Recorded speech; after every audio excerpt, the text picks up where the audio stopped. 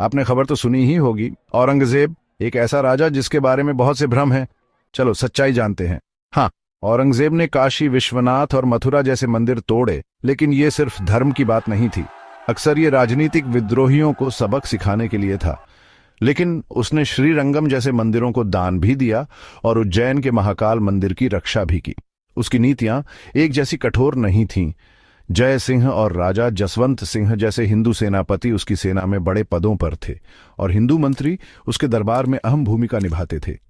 औरंगजेब ने 177 में जजिया कर फिर से लगाया, पर यह नया नहीं था।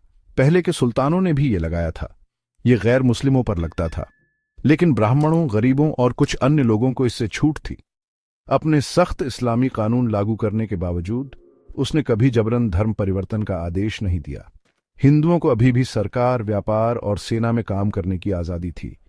औरंगजेब सादा जीवन जीता था, दरबारी संगीत और ऐशो आराम से दूर रहता था। वो कुरान की एनक्यूएल भी करता था और टोपियां सीकर अपना खर्चा चलाता था। उसके राज में शिवाजी पकड़े गए, जो बाद में भाग निकले। शिवाजी की मृत्यु 1680 में प्राकृतिक कारणों से हुई, औरंगजेब के हाथों नहीं।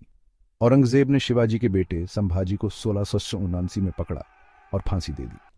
औरंगजेब ने लगभग 50 साल राज किया, मुगल साम्राज्य को दक्षिण की ओर बढ़ाया, लेकिन उसके लगातार युद्धों ने इसे कमजोर कर दिया।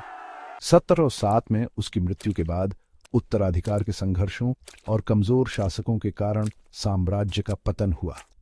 औरंगजेब की छवि जटिल है। वो पूरी तरह से अत्याचारी या संत नहीं था। उसने प्रशासनिक सुधार किए, लेकिन अपनी कठोर नीतियों के कारण अलोकप्रिय भी रहा।